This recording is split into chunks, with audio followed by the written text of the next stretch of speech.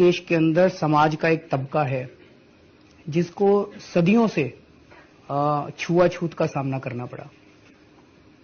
Now evidence shows कि उस तबके में जिन जिन लोगों को रिजर्वेशन मिला उनके परिवार और उनके आसपास के परिवारों को उससे फायदा हुआ।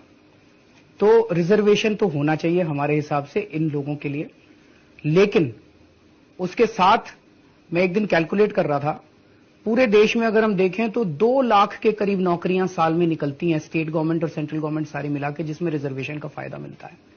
इस तबके के लोग लगभग 20 से 25 करोड़ लोग हैं जो इस तबके से आते हैं। आप ये 2 लाख नौकरियां देके 20-25 करोड़ लोगों तक कब तक पहुंचोगे? 100 साल भी पूरे नहीं पड़ेंगे।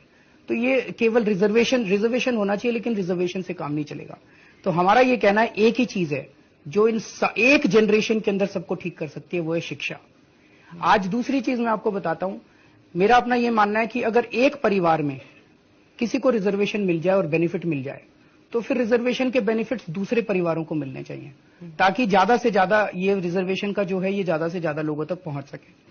तीसरी चीज, मैं उत्तर प्रदेश, बिहार, इसके कई गांवों में गया था। कई लोगों को यह लगता है कि अब छुआछूत खत्म हो गए। छुआछूत अभी भी उतनी ही है जो हम कहानियों में पढ़ा करते हैं। शहरों में हमें कम नजर आती है, शहरों में भी बहुत है। वहां पे टोले हैं, गांव में, गांव के बाहर टोले हैं, ये पर्टिकुलर कम्युनिटी के लोग वहां पे रहते हैं। आज भी कुएं से उनको पानी नहीं निकालने दिया जाता। आज भी अगर परछाई पड़ जाए तो लोग उसको अपशकुन मानते हैं। उस टोले में रहने वाले आदमी को, उसको तो ये पता ही नहीं है रिजर्वेशन किस चिड़िया का नाम है। उस तक रिजर्वेशन कब पहुंचेगा पता ही नहीं। उसको फायदा कैसे हो सकता है? अगर उसके गांव के स्कूल के अंदर शिक्षा अच्छी हो जाए। अगर हम देश में सारे सरकारी स्कूलों में शिक्षा अच्छी कर दें, एक जनरेशन के अंदर वो डेवलपमेंट जो है उसके घर में भी पहुंच जाएगा, और उसके बच्चे अगर ठीक से पढ़ लिख गए। तो शिक्षा एक ऐसी चीज है जो सबको समान स्तर पे एक जनरेशन के अंदर लाके खड़ा कर सकती है।